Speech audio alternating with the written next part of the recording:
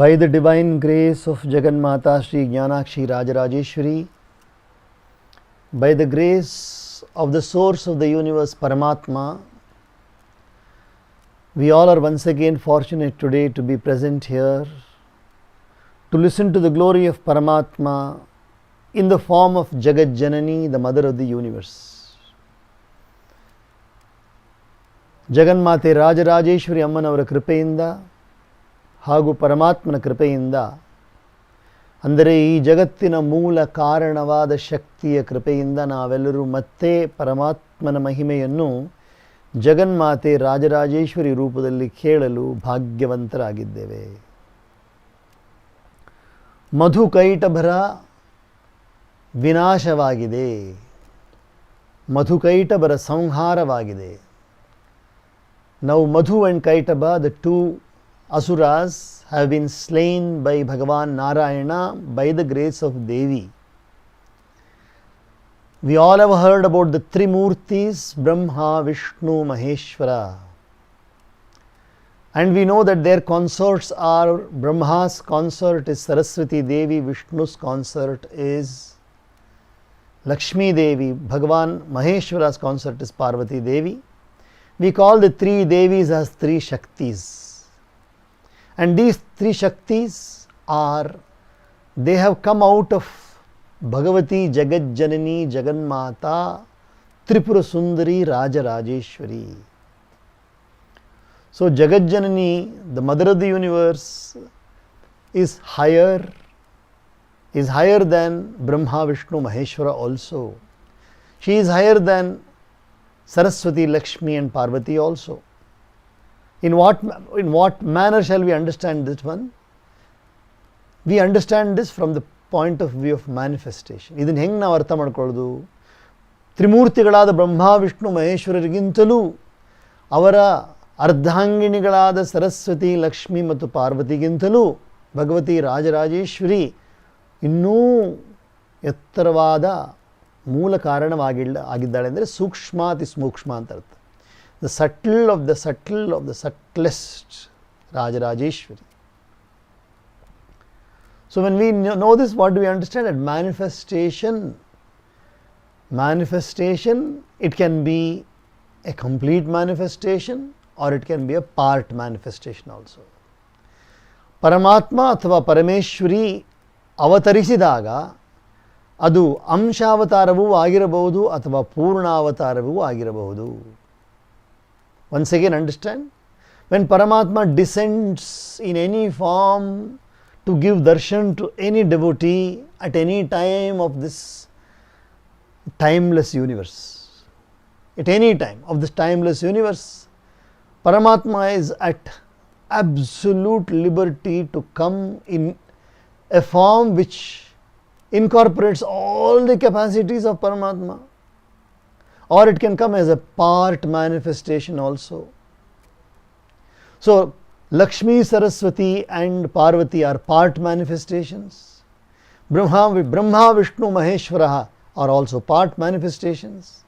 But Bhagavati Rajarajeshwari has been declared by Bhagavan Vedavyasa in the Srimad Devi Bhagavata Mahapurana, as well as in other works like Markandeya Purana. Devi, when he says Devi Jagannmata Jagat Janani, then he is indicating the highest power, completeness. So here we have, by the grace of Devi Rajarajeshwari, Bhagavan Narayana has been able to slay Madhu and Kaitaba asuras. ಜಗನ್ಮಾತೆ ರಾಜರಾಜೇಶ್ವರಿ ಅಮ್ಮನವರ ಕೃಪೆಯಿಂದ ಭಗವಂತನಾದ ನಾರಾಯಣ ಹಾಗೂ ಬ್ರಹ್ಮನಿಗೆ ಇಬ್ಬರಿಗೂ ಮುಕ್ತಿ ಸಿಕ್ಕಿದೆ. ಯಾವುದರಿಂದ ಮುಕ್ತಿ ಸಿಕ್ಕಿದೆ? ಮಧು ಕೈಟಭರ ಕಾಟದಿಂದ ಮುಕ್ತಿ ಸಿಕ್ಕಿದೆ.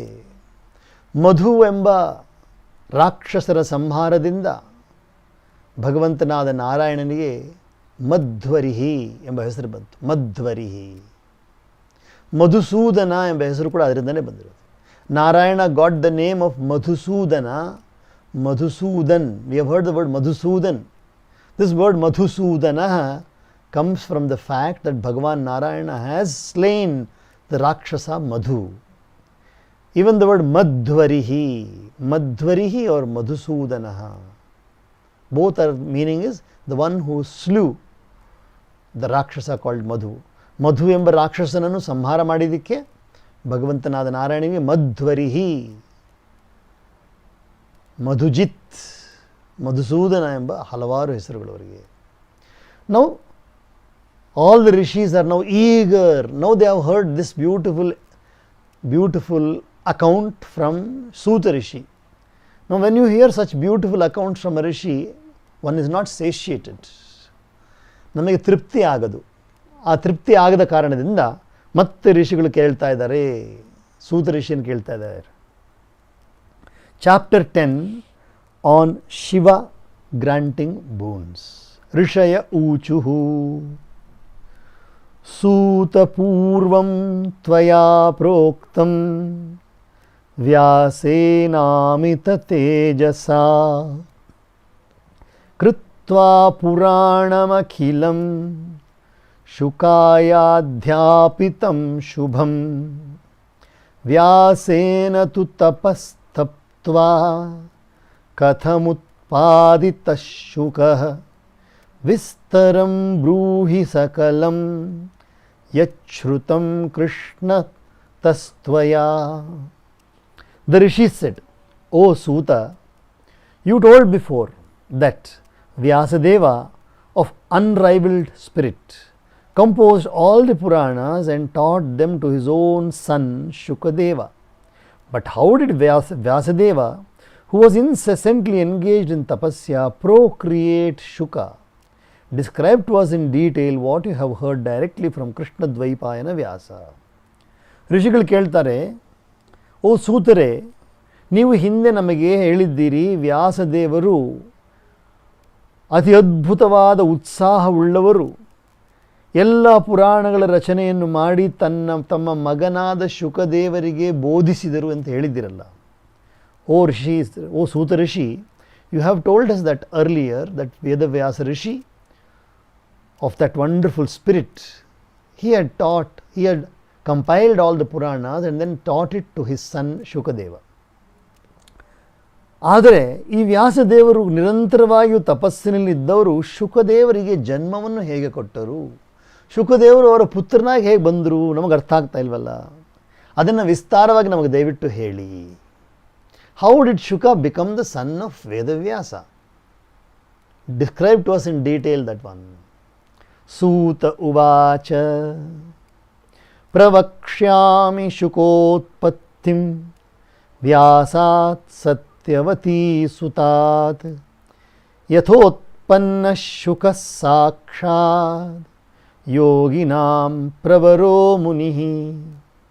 Suta said, O Rishis, hear now how Shukadeva, the best of the Munis and the foremost of the yogis, was born of Vedavyasa, the Satyavati's son. ಏ ಋಷಿಗಳೇ, ಈಗ ನನ್ನಿಂದ ಕೇಳಿ, ಅತ್ಯಂತ ಶ್ರೇಷ್ಠ ಮುನಿಗಳಾದ ಶುಕಮುನಿಗಳು ಹೇಗೆ ವ್ಯಾಸದೇವರ ಅಂದರೆ ಸತ್ಯವತಿಯ ಮಗನಾದ ವ್ಯಾಸದೇವರಿಗೆ ಪುತ್ರರಾಗಿ ಹೇಗೆ ಬಂದರು ಅಂತ ನಾನೀಗ ಬಿಡಿಸಿ ಹೇಳ್ತೇನೆ ಕೇಳಿ.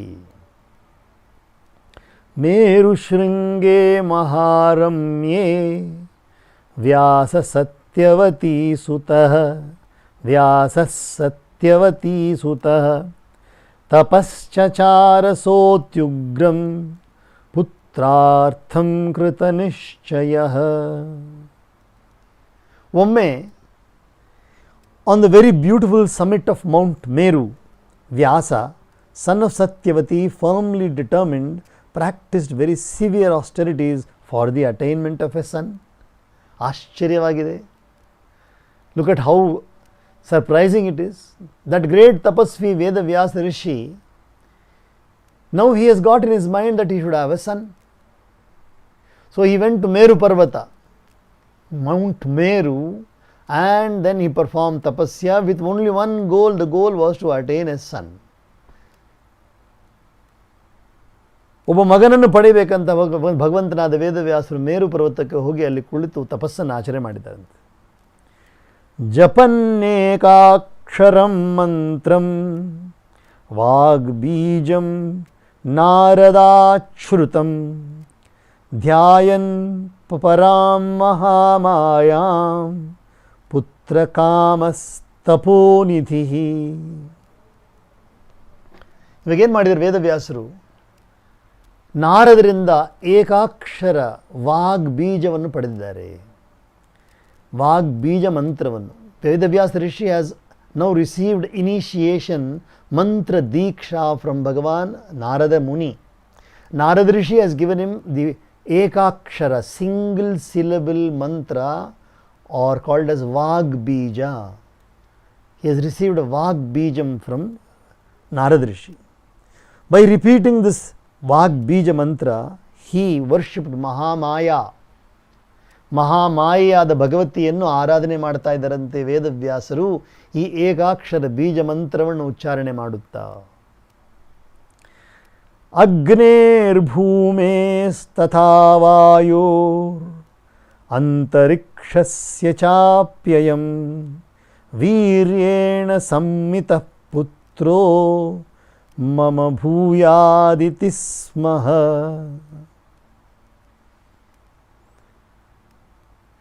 He asked, let a son be born to me as pure and as spirited and powerful as fire, air, earth and akasha. ಪ್ರಾರ್ಥನೆ ಮಾಡ್ತಾ ಇದ್ದಾರಂತೆ ವೇದವ್ಯಾಸರು, ನನಗೊಬ್ಬ ಮಗ ಬೇಕು, ಅಗ್ನಿಯಂತೆ, ಭೂಮಿಯಂತೆ, ವಾಯುವಂತೆ, ಆಕಾಶವಂತೆ ಅತ್ಯಂತ ಶುದ್ಧವಾದ ಮಗ ನನಗೆ ಬೇಕು. I want a son who is as pure as air, water, fire and earth and akash, not water, fire, air, earth and akasha. Atishthats gataharah shatasamvatsaram prabhu आराधयन् महादेवं तथैव च सदा शिवं शक्तिः सर्वत्र पूज्येति विचार्य च पुनः पुनः अशक्तो निन्द्यते लोके शक्तस्तु परिपूज्यते.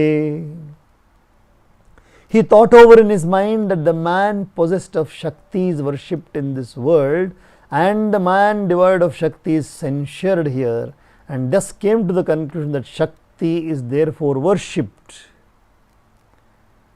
everywhere and therefore worshipped everywhere, and therefore he worshipped Shakti. Bhagavan Maheshwara coupled with the auspicious Adya Shakti and spent away 100 years without any food. Therefore he is worshipping Bhagavan Maheshwara also coupled with the auspicious Adya Shakti. Vedavyasa ಋಷಿಗಳು ಏನು ಮಾಡ್ತಾ ಇದ್ದಾರೆ, ಅವ್ರು ಯೋಚನೆ ಮಾಡ್ತಾ ಇದ್ದಾರಂತೆ, ಈ ಲೋಕದಲ್ಲಿ ಶಕ್ತಿಯನ್ನೇ, ಶಕ್ತಿ ಇದ್ರೇ ಮನುಷ್ಯನಿಗೆ ಆದರ, ಹೊಗಳಿಕೆ. ಶಕ್ತಿ ಇಲ್ಲದೆ ಹೋದರೆ ಮನುಷ್ಯನನ್ನು ಎಲ್ಲರೂ ಕೂಡ ನಿಂದನೆ ಮಾಡ್ತಾರೆ. ಆದ್ದರಿಂದ ಎಲ್ಲ ಕಡೆಯೂ ಶಕ್ತಿಯನ್ನೇ ಉಪಾಸನೆ ಮಾಡ್ತಾ ಇರೋದ್ರಿಂದ ನಾನೀಗ ಭಗವಂತನಾದ ಶಿವನ ಜೊತೆಯಲ್ಲಿ ಶಕ್ತಿಯನ್ನು ಉಪಾಸನೆ ಮಾಡ್ತೀನಿ, ಆದಿಶಕ್ತಿಯನ್ನು ಉಪಾಸನೆ ಮಾಡ್ತೀನಿ ಅಂತ ಶುರು ಮಾಡಿ 100 ವರ್ಷ ಉಪಾಸನೆ ಮಾಡಿದರಂತೆ. ಊಟವೇ ಮಾಡ್ದಂಗೆ ಉಪವಾಸದಲ್ಲಿದ್ದು 100 ವರ್ಷ ಉಪಾಸನೆ ಮಾಡಿದ್ದಾರೆ.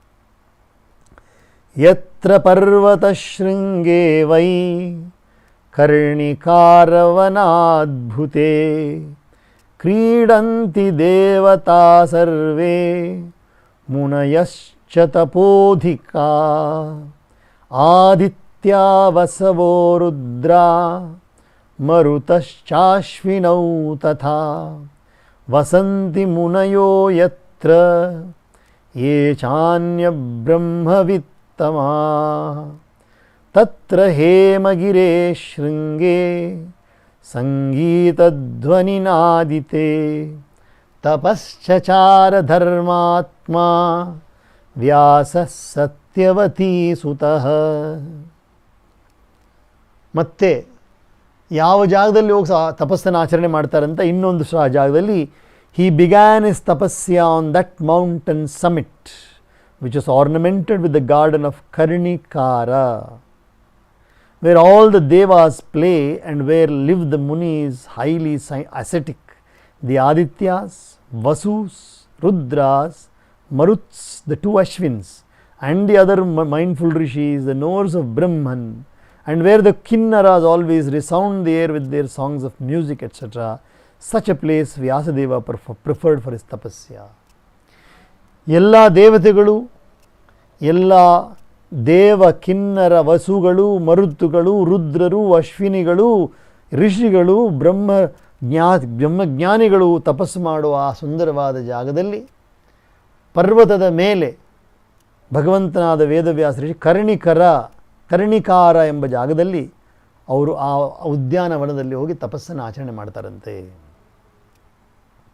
ತಥೋಸ್ಯ ತೇಜಸಾ ವ್ಯಾಪ್ತಂ ವಿಶ್ವಂ ಸರ್ವಂ ಚರಾಚರಂ ಅಗ್ನಿವರ್ಣಾ ಜಟಾಜಾತ ಪಾರಾಶರ್ಯಸ್ಯ ಧೀಮತಃ ತಥೋಸ್ಯ ತೇಜಾಲಕ್ಷ್ಯ ಭಯಮಾಪ ಶಚೀಪತಿಃ ತುರಾಸಾಹಂ ತದಾ ದೃಷ್ಟ್ವಾ ಭಯತ್ರಸ್ತಂ ಶ್ರಮಾತುರಂ ಉವಾಚ ಭಗವಾನ್ ರುದ್ರೋ ಮಘವಂತಂ ತಥಾ ಸ್ಥಿತಂ. The whole universe was pervaded with the spirit of asceticism of the intelligent Parashara's son Vyasadeva, and the hair of his head were clotted and looked tawny of the color of flames. Seeing the fire of his asceticism, Indra, lord of Shachi became exceedingly terrified. Bhagavan Rudra, seeing Indra thus afraid, fatigued and morose, asked him. ಈ ರೀತಿಯಾಗಿ ಅವರ ತಪಸ್ಸಿನಿಂದ, ವೇದವ್ಯಾಸರ ತಪಸ್ಸಿನಿಂದ, ಪರಾಶರರ ಮಗನಾದ ವೇದವ್ಯಾಸರ ತಪಸ್ಸಿನಿಂದ ಇಡೀ ಭೂಮಂಡಲವು ಕೂಡ, ಇಡೀ ಬ್ರಹ್ಮಾಂಡವು ಆ ತೇಜಸ್ಸಿನಿಂದ ತುಂಬಿ ಹೋಗಿದೆಯಂತೆ. ಅವರ ಕೂದಲುಗಳು, ಅವರ ಜಟೆಗಳೆಲ್ಲವೂ ಕೂಡ ಕೆಂಪು ಬಣ್ಣವಾಗಿದೆಯಂತೆ, ಅಗ್ನಿಯಂತೆ ಕೆಂಪು ಬಣ್ಣವಾಗಿದೆಯಂತೆ. ಇದನ್ನು ನೋಡಿ, ಅದ್ಭುತವಾದ ಘೋರವಾದ ತಪಸ್ಸನ್ನು ನೋಡಿ ಇಂದ್ರದೇವರಿಗೆ ಭಯವಾಯಿತಂತೆ. Lord Indra, the king of the Devatas, was a little worried now. He was also apprehensive now, because when such a severe tapasya is performed, it can mean the end of the world also. It can also mean the shaking of any realm of this world. ಯಾವುದೇ ಬೇಕಾದರೆ ಈ ಬ್ರಹ್ಮಾಂಡದ ಭಾಗವು ಕೂಡ ಅದರಿಂದ ಪೂರ್ಣವಾಗಿ, ಅದರಿಂದ ತಾಗಿ ನಾಶವಾಗಬಹುದು. ಅಂಥ ಒಂದು ಭಯಂಕರವಾದ ತಪಸ್ಸನ್ನು ಆಚರಣೆ ಮಾಡ್ತಾ ಇದ್ದಾರೆ. ಶಂಕರ ಉವಾಚ ಕಥಮಿಂದ್ರಾದ್ಯಭೀತೋಸಿ ಕಿಂ ದುಃಖಂ ತೇ ಸುರೇಶ್ವರ ಅಮರ್ಷೋ ನೈವ ಕರ್ತವ್ಯಃ ತಾಪಸೇಷು ಕದಾಚನ ತಪಶ್ಚರಂತಿ ಮುನಯೋ ಜ್ಞಾತ್ವಾ ಮಾಂ ಶಕ್ತಿ ಸಂಯುತಂ ನ ತ್ವೇತೇ ಹಿತಂ ಇಚ್ಛಂತಿ ತಾಪಸಾ ಸರ್ವಥೈವ ಹಿ ಇತ್ಯುಕ್ತವಚನಃ ಶಕ್ರಃ ತಮುವಾಚ ವೃಷಧ್ವಜಂ ಕಸ್ಮಾತ್ ತಪಸ್ಯತಿ ವ್ಯಾಸಃ ಕೋರ್ತಸ್ತಸ್ಯ ಮನೋಗತಃ. Bhagavan Rudra, seeing Indra thus afraid, fatigued and morose, asked him, O Indra, why do you look so fear-stricken today? O Lord of the Devas, what is the cause of your grief? Never show your jealousy and anger to the ascetics, for the mindful ascetics always practice severe asceticism with a noble object and worship me, knowing me to be possessed of all the powerful Shakti. They never want ill of anybody. When Bhagavan Rudra said this, Indra asked him, what is his object? ಭಗವಂತನಾದ ರುದ್ರರು ಇಂದ್ರನನ್ನು ಭಯಭೀತನಾಗಿರುವುದನ್ನು ನೋಡಿ, ತುಂಬ ದಣಿದಿರೋನಾಗಿ ನೋಡಿ, ತುಂಬ ದುಃಖಿತನಾಗಿರೋದನ್ನು ನೋಡಿ ಕೇಳ್ತಾರೆ, ಏ ಇಂದ್ರನೇ, ಯಾಕೆ ನೀನಿಷ್ಟು ಭಯಭೀತನಾಗಿ ಕಾಣಿಸ್ತಾ ಇದೆಯಾ? ಏ ದೇವತೆಗಳ ಒಡೆಯನೇ, ನಿನ್ನ ದುಃಖಕ್ಕೆ ಕಾರಣವೇನು? ಯಾವತ್ತೂ ಯಾವ ಕಾರಣಕ್ಕೂ ನೀನು ನಿನ್ನ ಹೊಟ್ಟೆ ಕಿಚ್ಚನ್ನಾಗಲಿ, ಈರ್ಷ್ಯೆಯನ್ನಾಗಲಿ, ಕೋಪವನ್ನಾಗಲಿ ತಪಸ್ವಿಗಳ ಮೇಲೆ ತೋರಿಸ್ಬೇಡ ನೀನು. ಏಕೆಂದರೆ ತಪಸ್ವಿಗಳು ಯಾವಾಗಲೂ ಕೂಡ ತಪಸ್ಸನ್ನು ಆಚರಿಸುವುದು ನನ್ನನ್ನು ಆರಾಧನೆಗೋಸ್ಕರ, ನನ್ನ ಉಪಾಸನೆಗೋಸ್ಕರ ಆಚರಿಸ್ತಾರೆ ಹೊರತು ನಾನು ನಿರಂತರವಾಗಿ ಶಕ್ತಿಯುಕ್ತನಾಗಿದ್ದೀನಿ ಎಂಬುದನ್ನು ತಿಳಿದು ಅವರು ನನ್ನನ್ನು ಉಪಾಸನೆ ಮಾಡ್ತಾರೆ. ಅವರು ಯಾರಿಗೂ ಏನು ಕೆಡುಕನ್ನು ಬಯಸೋದಿಲ್ಲ. ಹಾಗಿರಬೇಕಾದ್ರೆ ರುದ್ರನನ್ನು ಇಂದ್ರ ಕೇಳ್ತಾರಂತೆ, ಆದರೂ ವೇದವ್ಯಾಸರ ತಪಸ್ಸಿನ ಉದ್ದೇಶವೇನು ಶಂಕರರೇ ಅಂತ ಕೇಳ್ತಾರೆ. ಶಿವ ಉವಾಚ ಪಾರಾಶರ್ಯಸ್ತು ಪುತ್ರಾರ್ಥಿ ತಪಶ್ಚರತಿ ದುಶ್ಚರಂ ಪೂರ್ಣವರ್ಷಶತಂ ಜಾತಂ ದದಾಮ್ಯದ್ಯ ಸುತಂ ಶುಭಂ. At this Shankara said, for the attainment of a son, Parashara's son is practicing so severe austerities. Now 100 years being completed, I will go to him and give him today the auspicious boon of a son. ಭಗವಂತನಾದ ರುದ್ರ ಹೇಳ್ತಾರೆ ಇಂದ್ರನಿಗೆ, at this Shankara said, for the attainment of a son, Parashara's son is practicing severe authorities. ಅಂದರೆ ಪುತ್ರ ಪ್ರಾಪ್ತಿಗೋಸ್ಕರ ವ್ಯಾಸ ಋಷಿಗಳು ತಪಸ್ಸನ್ನು ಆಚರಿಸ್ತಾ ಇದ್ದಾರೆ. ಈಗ 100 ವರ್ಷಗಳು ಕಳೆದಿವೆ, ನಾನು ಹೋಗಿ ಅವರಿಗೆ ವರವನ್ನು ಕೊಡೋಕ್ಕೆ ಹೊರಟಿದ್ದೀನಿ ನಾನು ಅಂತೇಳಿ ಹೊರಟಿದ್ದಾರೆ. Now Shankara Bhagavan has gone, is gone to give darshan to Bhagavan Vedavyasa and grant him the boon. We will pause here. Durga Lakshmi Saraswati Devi Jaganmata, Durga Lakshmi Saraswati Devi ಜಗನ್ಮಾತಾ,